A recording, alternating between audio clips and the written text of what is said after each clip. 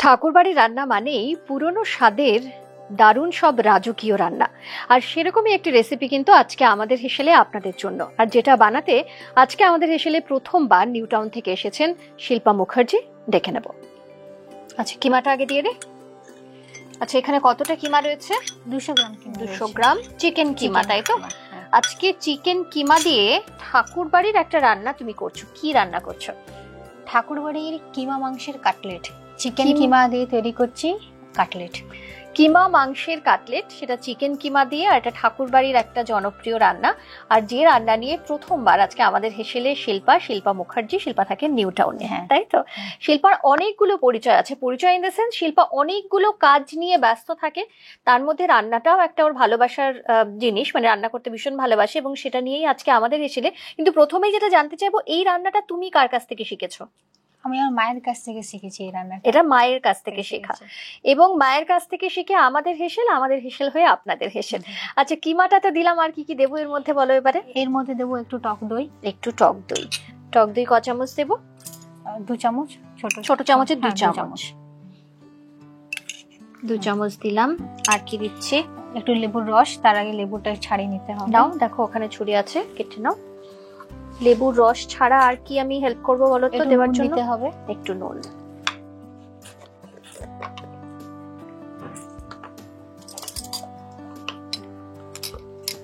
লেবুর রসটা দিয়ে নাও। হাফ লেবুর রস দিলে তুমি 200 গ্রাম চিকেন কিমার জন্য। হাফ লেবুর রস। আচ্ছা, নুনটা তুমি একটু দেখো, এতটা দেবো? হ্যাঁ। আর লাগবে?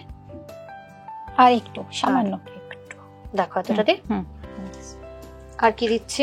এর মধ্যে একটু আদা বাটা দেব। আচ্ছা,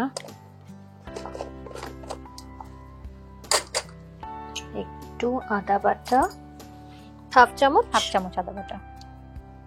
হ্যাঁ, আর একটু সামান্য হাফ চামচ আদা বাটা। আর গোটা গরম মশলা একটু থেতো করে আমরা এটার মধ্যে দেবো। তার মধ্যে লং, ওখানে হামানদিস্তা আছে। গোটা গরম মশলায় কি কি দেবো বলো?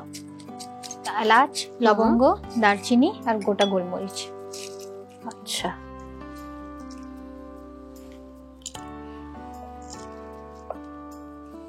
আর কি দেবো দেখো একটু? গোটা গোলমরিচ। দেখো এতটা দে। এটাকে আমরা থেতো করবো। আচ্ছা, একটু ক্রাশ করে তুমি দিচ্ছ? ক্রাশ করে এটা দিয়ে দেবো।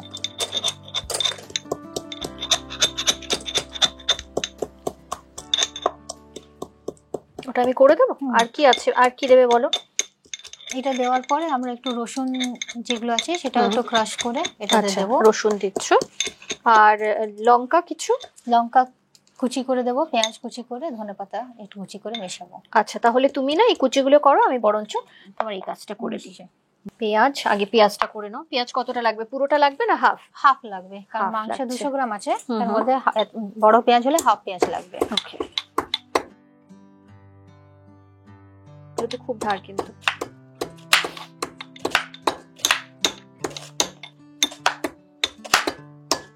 আচ্ছা, এটা ধরো ক্রাশ করলেও কিন্তু পুরো তো একদম গুঁড়ো হবে না, একটু তো মুখে লাগবে, একটু হালকা লাগলে ওই ফ্লেভারটা আসবে। আচ্ছা,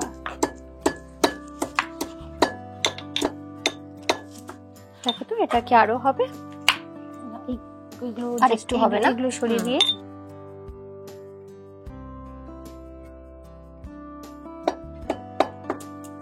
আই থিংক এবারে মনে হয় হয়েছে। তুমি তবুও একটু চেক করে নাও। হ্যাঁ, এই মশলাটা নিচেরটা দেব? নিচেরটা দিয়ে দাঁড়াও।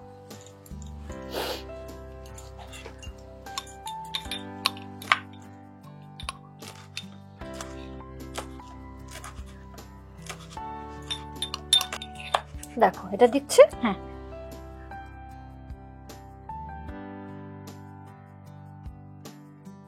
আর এবারে তুমি রসুন বললে, তাই তো? রসুন একটু থেতো করে দেবো। সবগুলো দেবো এখানে? ছট।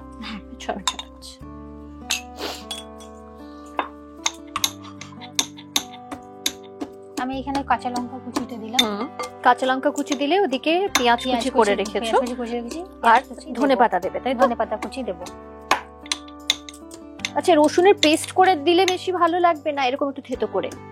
দুটোর মধ্যে ফ্লেভার আলাদা আসবে। পেস্ট করে দিলে মানে আচ্ছা ফ্লেভারটা মিশে যাবে, আর থেতো করে দিলে আলাদা একটা ফ্লেভার আসবে। ফ্লেভার আসবে, না থেতো করে দেওয়াটাই ভালো আর কি। এর মধ্যে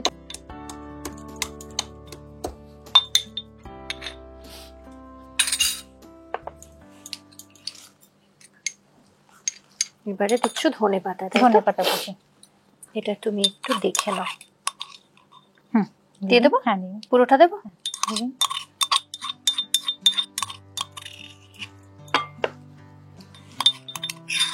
আচ্ছা, এই যে তুমি ধরো জিনিসটা তৈরি করছো, এটা মেখে কতক্ষণ রাখতে হবে? এটা মেখে যদি সম্ভব 15 মিনিট 15 মিনিট একটু রেখে দিতে হবে, রেস্ট করতে হবে যাতে ম্যারিনেশনটা ভালো করে হয়ে যায়, ভালো করে হয়, আর ফ্লেভার গুলো কিমা মাংসের সাথে ভালো করে মিশে যায়। আচ্ছা, এটা মিক্স করবো আমি? হ্যাঁ, মিক্স করতে স্টার্ট। ধরো এর মধ্যে তো সামান্য জল জল রয়েছে, এটাকে বাইন্ডিংটা করবে কি দিয়ে? এটা বাইন্ডিং করব আমরা ওই ব্রেড রেখেছি, ব্রেডটাকে হালকা জলে ভিজিয়ে রেখে দেবো। জলে ভিজিয়ে রাখার পরে যখন আমরা ডিম ফেটাবো তার আগে ব্রেডটাকে জলে ভিজিয়ে রেখে দেবো। আচ্ছা, কিছুক্ষণ যখন রেস্ট করবে, রেস্ট করে আনার পরে ওই ব্রেডটাকে পুরো নিংড়ে নিয়ে এটা মিক্স করে দেবো। আচ্ছা, ধনে পাতাটা দিয়ে দাও।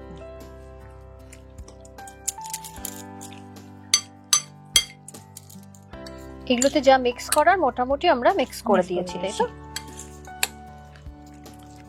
তুমি কি হাত দিয়ে করলে বেশি ভালো হবে না চামচ দিয়ে করব? হাত দিয়ে করলে ভালো হবে না, নাও করে নাও।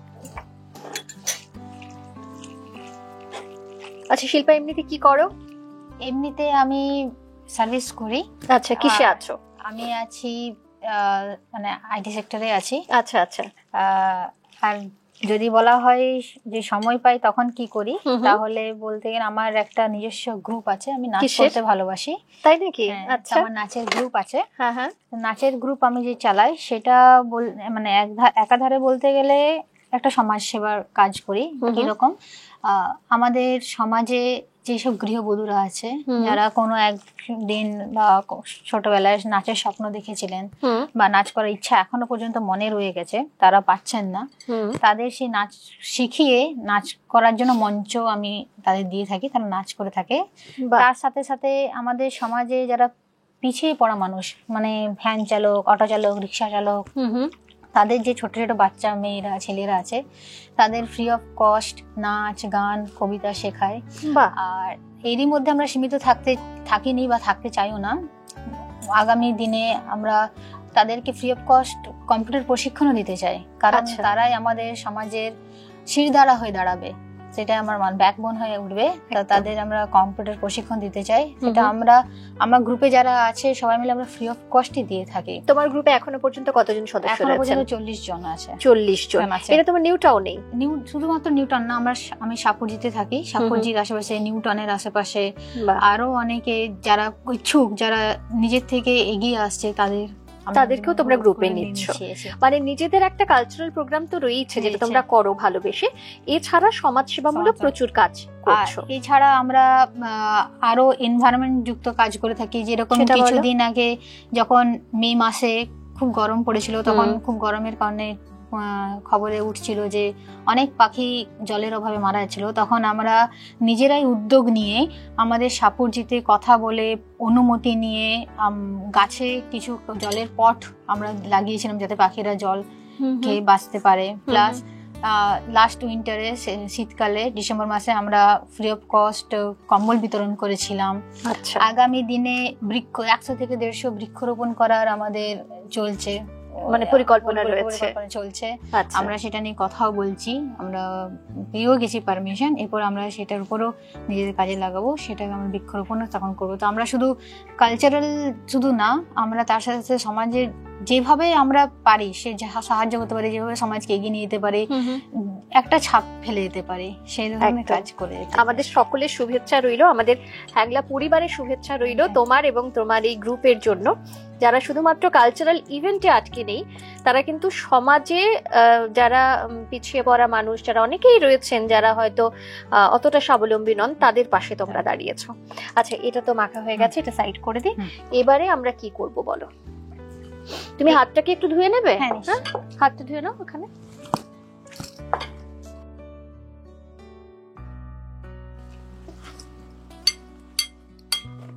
আচ্ছা, এবারে কি করছি বলো?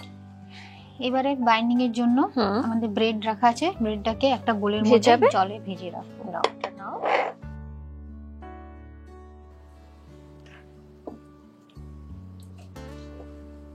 একটাতেই হয়ে যাবে?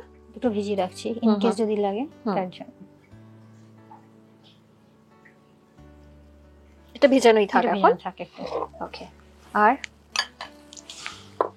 এরপর আমরা একটা পাত্রে ডিমটাকে ফেটে নেব। নাও এটাতে করে নাও।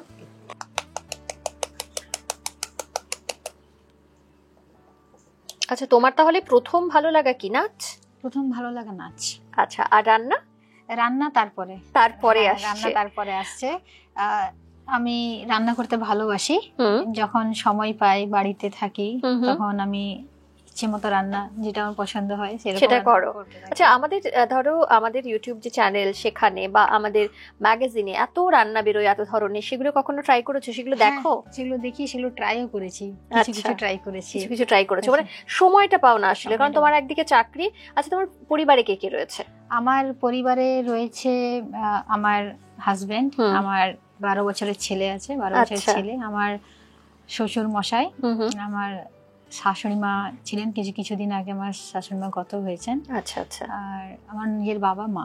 আমি আমার বাবা মার একমাত্র সন্তান, তার জন্য আমার হাজবেন্ড উনি নিজের উদ্যোগে আমার বাবা মাকে এখানে এনে আমার সাথে রেখেছে, কারণ আমরা সবাই একসাথে এক জায়গায় থাকি, এক জায়গায় রান্না। তার মানে তোমার দায়িত্ব প্রচুর। হ্যাঁ, আমার দায়িত্ব প্রচুর বলতে পারি, বাট আমি খুব লাকিও বলবো, কারণ আমার হাজবেন্ড আমাকে প্রচুর সাপোর্ট করে। কারণ ওর সাপোর্ট ছাড়া আমি কিছুই করতে পারতাম না। কারণ একজনের পক্ষে অফিস, ঘর, তারপরে আমার যে গ্রুপে যে আমার গ্রুপের নাম বলা হয়নি আপনাকে, আমার গ্রুপের নাম হচ্ছে নৃত্যগাথা গ্রুপ। নৃত্যগাথা তো নৃত্যগাথা গ্রুপ। তার সাথে সাথে আমি যেখানে থাকি সাপুরজিতে আমি যে টাওয়ার থেকে, সেটার অ্যাসোসিয়েশন নতুন হয়েছে, ফর্ম হয়েছে, সেই অ্যাসোসিয়েশনের প্রেসিডেন্ট আমি। তো সেখানে তো তাহলে আরো কাজ। তো এত কিছু সামলানো আমার পক্ষে সম্ভব হতো না যদি সেই মানুষটার সাপোর্ট আমার সাথে থাকতো না। একদম, প্রচুর সাপোর্ট করে। ইনফ্যাক্ট বলতে হলে পুশ করে আমাকে যে করো করতে হবে, তুমি বাইরে করতে। তো ও ছাড়া আমি করতে পারতাম না। তো আমি চাই, প্রথম ইচ্ছে আছে আমার এই গ্রুপটা নৃত্যগাথাকে আরো এগিয়ে নিয়ে যায়। কিছুদিন আগে আমরা অরফানেজের কিছু বাচ্চাকে নাচ শিখিয়ে বিধাননগর মেলাতে নাচ করার সুযোগও দিয়েছিলাম। তো এরকম কাজ আমি চাই শুধু আমরাই না, সমাজে আরো যাদের সামর্থ্য আছে, যারা করতে পারবে, তারা এগিয়ে আসুক, তারা করুক, সমাজকে এক জায়গায় পৌঁছে দিয়ে যাক। তো তার মানে নৃত্যগাথার অনেক স্বপ্ন রয়েছে আগামী দিনে, তাই তো? হ্যাঁ, অনেক স্বপ্ন রয়েছে, একদম সেটা নিয়ে এগিয়ে যাচ্ছ। আর রান্না তোমার একটা ভালো লাগা? রান্না আমার একটা ভালো লাগা। তো বাড়িতে সময় পাও রান্না করার? বাড়িতে খুব একটা সময় পাই সেটা বলবো না, কিন্তু হ্যাঁ, যখনই সময় পাই তখন আমি রান্না করি। খেতে ভালোবাসো? হ্যাঁ, খেতে ভালোবাসি। আর এই নাকি খুব বেশি খাই তা না, কম খাই, বাট তোমাকে দেখেই বোঝা যাচ্ছে যে তুমি খুব কম খাও। বিভিন্ন রকম জিনিস আমি ভ্যারাইটি ট্রাই করতে ভালোবাসি। আর এছাড়া ধরো তোমার নাচ, তোমার রান্না বাদ দিয়ে, মানে যদি জিজ্ঞেস করা হয় যে শিল্পা মানুষ হিসেবে সব থেকে বেশি কি পছন্দ করে? সব থেকে বেশি বাড়িতে পরিবারের সাথে থাকা। বাহ, তার মানে খুব ফ্যামিলি ম্যান তুমি, তাই তো? মানে পরিবারের সঙ্গে সময় কাটাতে ভালোবাসি। আচ্ছা, এবারে এটা তুমি কি করবে বলো? নুন দেব, একটু নুন দেব। দেখো এটা দিয়ে। গোলমরিচ গুঁড়ো দেবো একটু, দেখে নিও কতটা লাগবে।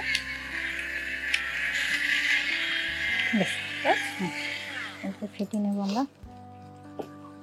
এবারে ওখানে কাটলেটটা গড়বে, তাই তো? এরপর আমরা ওই ব্রেড যেটা ভেজানো আছে সেটাকে নিগড়ে নিয়ে, সম্পূর্ণভাবে ড্রাই করে নিগড়ে ওটাতে মেশাবো।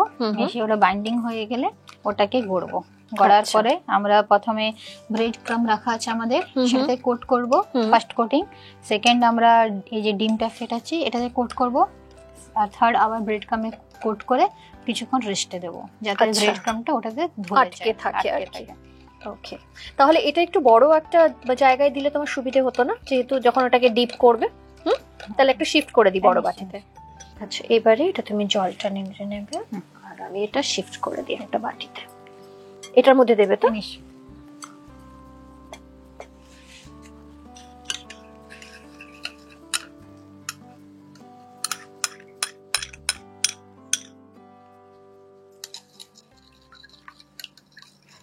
এটা কি আর মিক্স করতে হবে না, নাকি? আর করতে হবে না তো, থাক। এবারে বলো। ব্রেডটা এটাতে দেওয়ার আগে আমরা একটু সস এখানে মিশিয়ে দেব। আচ্ছা, টমেটো সস একটু মিশিয়ে দেব, তাহলে একটু ট্যাঙ্গি একটা ফ্লেভার এর মধ্যে আসবে। কতটা দেবো বলো? 1 চামচ দিন।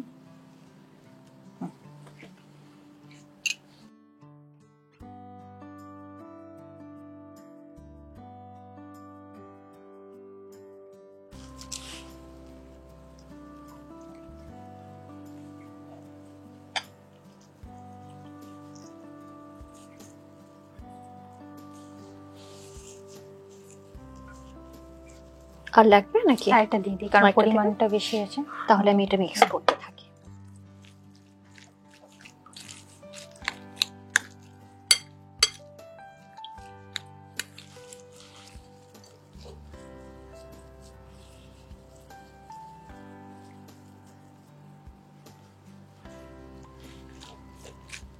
এটা হাত দিয়ে করলে সুবিধা হবে না? সুবিধা হবে, কারণ আচ্ছা, এই কাটলেটটা ধরো গড়ার পরে সেটাও কি আবার রেস্টিং টাইম কিছুটা দিতে হবে? হ্যাঁ, ভালো হয় যদি ফ্রিজে রাখতে পারেন। আচ্ছা, কারণ একটু যদি ধরে যায় ব্রেড ক্রাম্বটা আর ডিমের কোটিংটা, তাহলে যখন ভাজা হয় তখন ওটা ছড়িয়ে যাবে না একদম। আচ্ছা, ধরো এটা তৈরি করে কেউ ফ্রিজে রেখে দিল, কেউ বাড়িতে আসার কথা সেই সময় বার করে এটা ভেজে দিল, সেটাও তো করা যেতে পারে। আপনি রেডি করে রেখে দিতে পারেন ফ্রিজে। যখন আপনার গেস্ট আসবে তখন আপনি ফ্রিজ থেকে বের করে আপনি ভেজে ওকে পরিবেশন করতে পারেন। আচ্ছা, মানে বের করার পর রাখতে হবে কিছুক্ষণ না তখনই করা যাবে? তখনই করা যাবে। আচ্ছা, এবারে কাটলেট আমরা গড়বো। আচ্ছা, হাতে একটু তেল নেব। সাদা তেল দিই? সাদা তেল।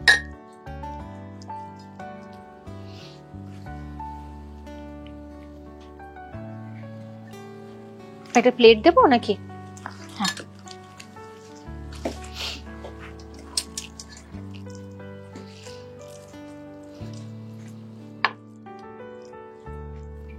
কাটলেটের যে শেপ হয় সেই শেপে করে নিচ্ছ তো?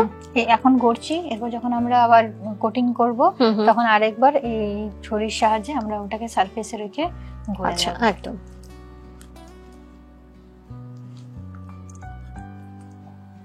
ব্রেড ক্রাম্ব আমরা ইয়ে করব।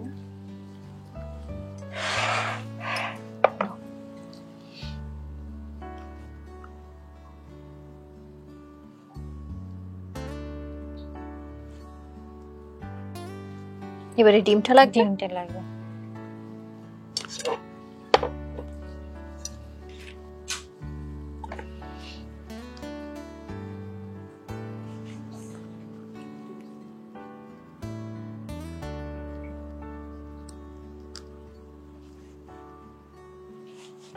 এই গড়াটাই একটু সাবধানে করতে হয় না, নাহলে ভেঙে যেতে পারে।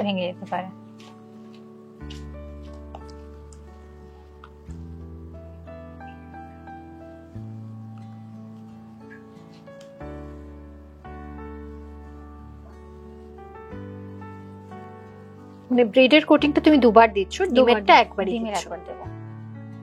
এটাকে একটা সারফেসে রাখতে হবে। আচ্ছা, রেখে তার সেটাকে আগে একটু শেপ দেবে। এটা আমি সরিয়ে দিই।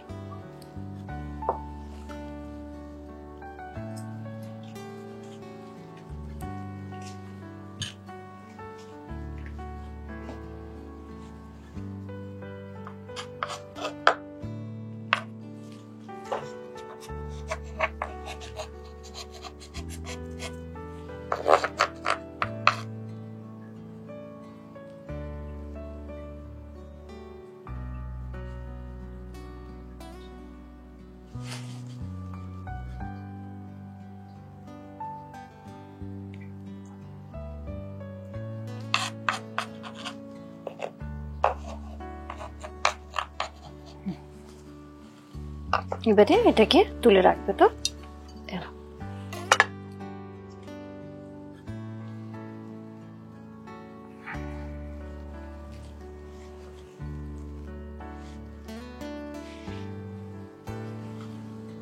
এবারে নেক্সট এইভাবে প্রত্যেকটা বানিয়ে নিতে হবে।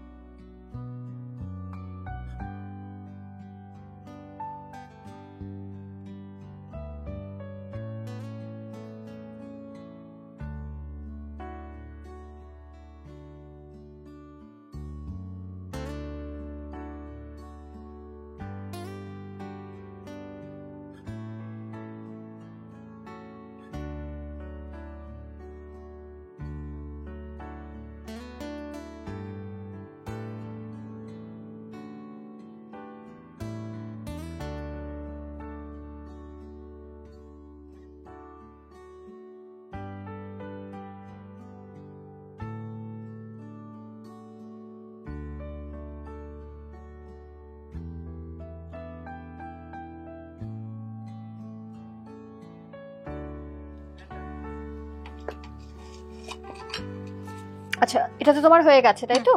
আমি একটা কড়াই বসিয়ে দিয়ে এবার ফ্রাইং প্যান দিই না? ওকে।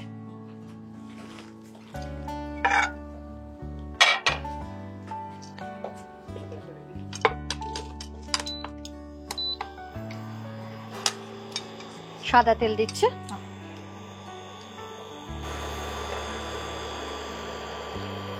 বাস, তেলটা গরম হোক ততক্ষণে। আচ্ছা, এই যে ধরো আমরা এটা বানিয়ে রেখেছি, এই অবস্থাতে ফ্রিজে রেখে দিতে হবে কিছুক্ষণ তাই তো? Minimum half an hour. তাহলে এটা বাইন্ডিংটা ভালো হবে, ধরে যাবে। তাহলে আপনি সহজে এটাকে নিয়ে ফ্রাইং প্যানে দিয়ে ফ্রাই করতে পারেন। অর্থাৎ বাড়িতে যারা করছেন তারা কিন্তু চেষ্টা করবেন এই পুরো কাটলেটটা গড়ার পরে ফ্রিজে মিনিমাম আধ ঘন্টা রেখে দেওয়ার জন্য, তাহলে কিন্তু ভাজার সময় কোনো বিপত্তি হবে না, নাহলে একটু খুলে যাওয়ার চান্স থাকে তাই তো? হোপফুলি আমরা এটা ভালো করে ফ্রাইটা করতে পারবো, যদি কারণ আমরা ফ্রিজে রাখিনি এটা। তেলটা গরম হোক। আচ্ছা, তেলটা কিন্তু খুব গরম হয়ে গেছে, এবার তুমি দিয়ে দিতে পারো।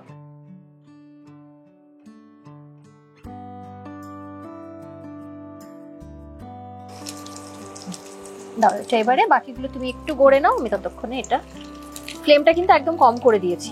হ্যাঁ,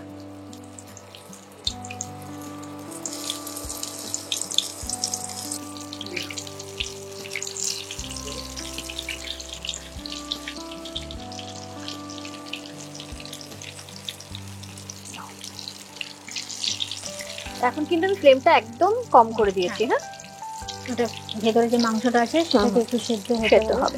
বাকি আরেকটা দিয়ে দেবে কি? হ্যাঁ, নিশ্চয়ই।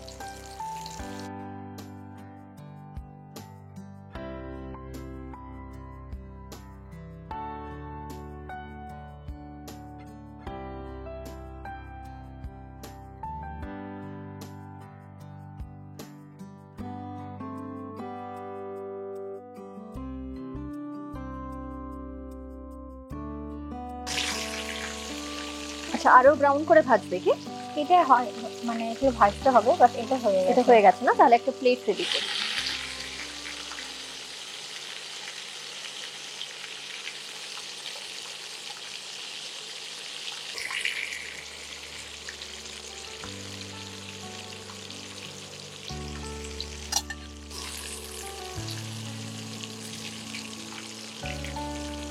এগুলো এবার কোথাও একবার উল্টে দিতে হবে না?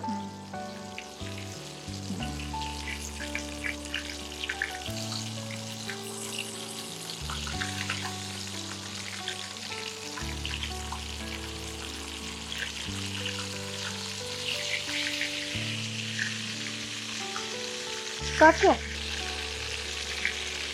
হয়ে গেছে, এবারে ব্রাউন হয়ে গেছে, ঠিকঠাক করে ভাজা হয়ে গেছে, এগুলোকে নামানো।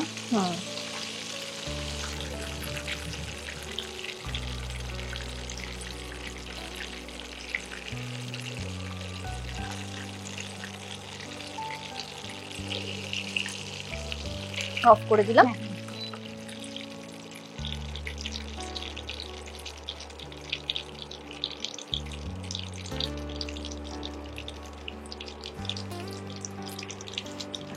তোমাকে একটা হোয়াইট প্লেট দিই সাজানোর জন্য।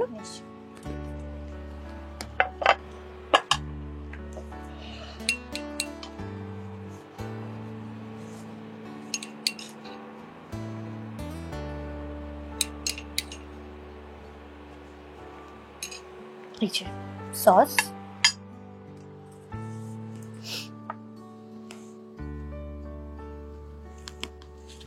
গরম না? হালকা।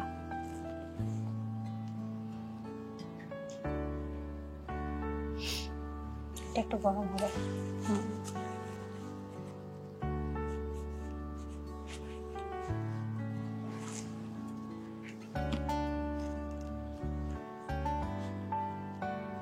এটা সরিয়ে দেবো।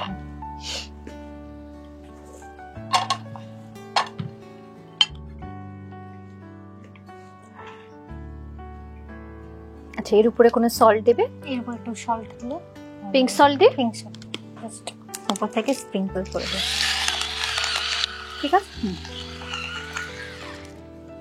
আর একটু গোলমরিচের গুঁড়ো উপরে স্প্রিঙ্কল করে দিই।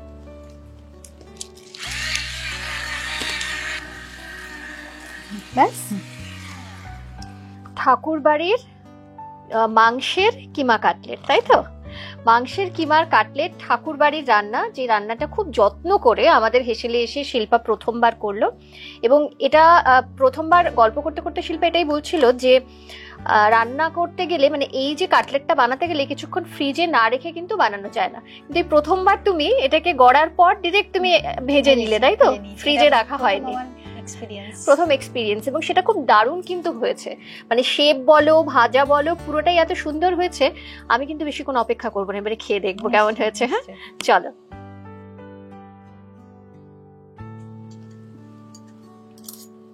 আমি তোমায় দিই। নিশ্চয়।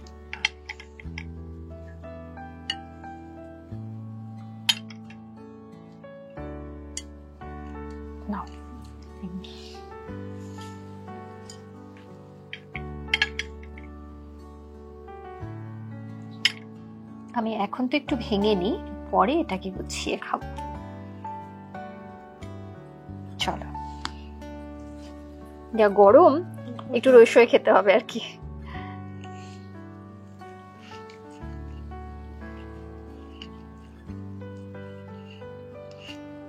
কিছু সুন্দর খেতে হয়েছে, খেয়ে দেখো।